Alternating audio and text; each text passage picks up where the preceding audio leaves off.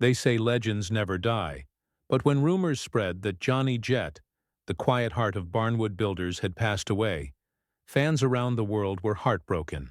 Was it true? Or was there something deeper behind the story of the man who turned forgotten wood into timeless beauty? Johnny Jet wasn't your typical TV personality. He didn't chase fame, and he never cared for the spotlight. What made him special wasn't just his craftsmanship. It was his heart.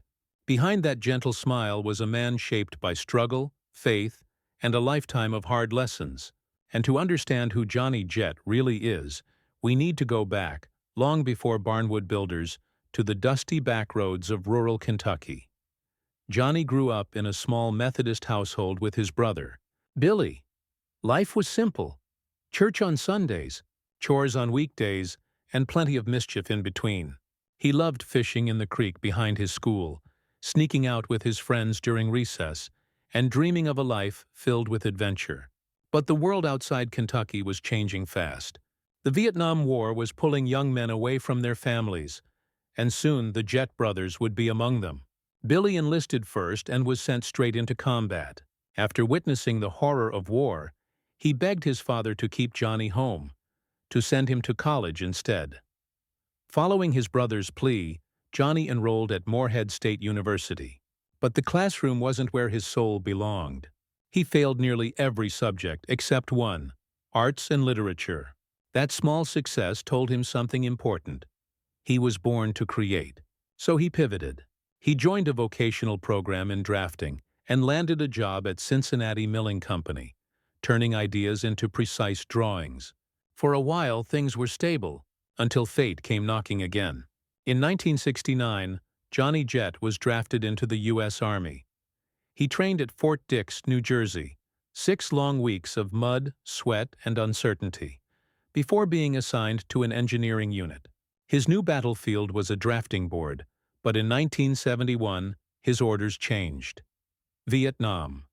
The noise, the heat, the chaos. It was a world far from Kentucky's quiet hills.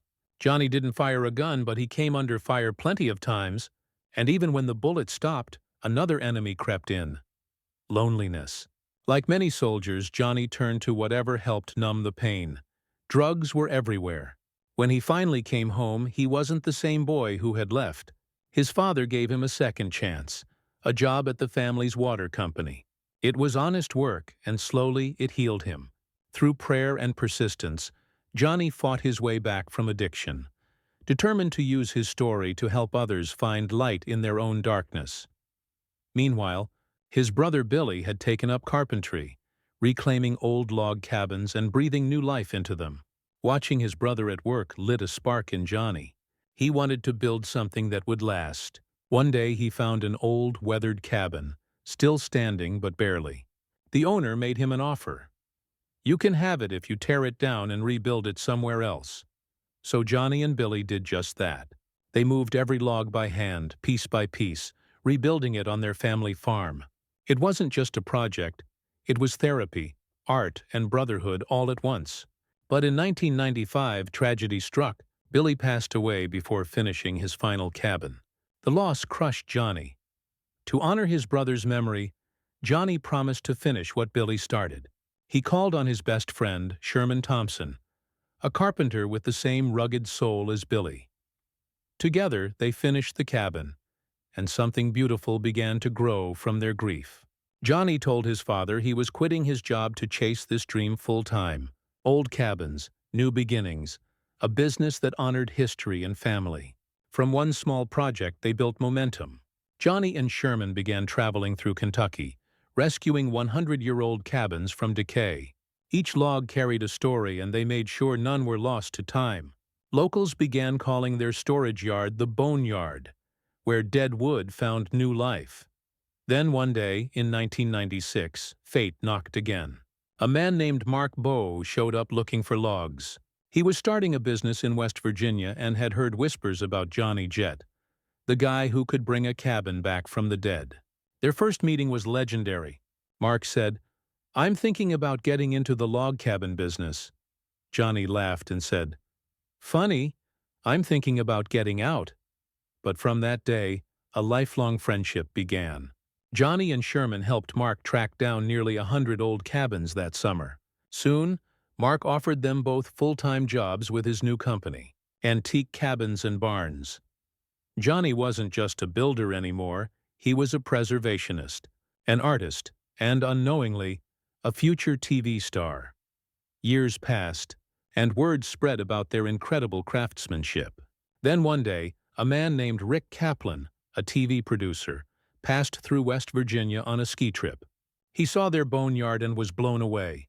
He asked if they'd ever considered making a show about what they do. At first they laughed. Johnny wasn't the Hollywood type. No flashy clothes, no scripted lines, just sawdust and sincerity. But eventually they agreed. And so Barnwood Builders was born. From the very first episode, viewers fell in love with Johnny. He wasn't just a craftsman, he was the heartbeat of the crew. His dry humor, humble wisdom, and soft Kentucky drawl became part of the show's charm. But then, in the mid-2010s, a strange rumor started spreading online. Johnny Jett had died. Fans flooded social media with tributes and grief. Some claimed he passed away during filming. Others said he'd retired quietly in poor health. The truth? Johnny Jett was very much alive. He wasn't just alive. He was still working, painting, and doing what he loved most. The rumors came from confusion, a mix-up with a man of the same name who'd passed away years earlier. When Johnny finally addressed it, he did so with a laugh, saying, "I guess rumors of my death have been greatly exaggerated." Today, Johnny Jett continues to work with the Barnwood Builders team, even as the years catch up with him. He still paints in his spare time, turning colors and brushstrokes into reflections of his soul. For Johnny, art isn't about fame.